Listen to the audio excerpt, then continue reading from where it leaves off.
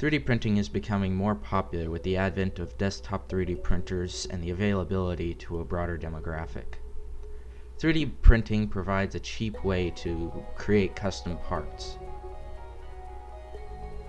When I first got started with 3D printing, I had a lot of problems. I had no knowledge of the electronics and software required for 3D printing, and I was constantly learning to repair broken parts and fix software issues that I was having.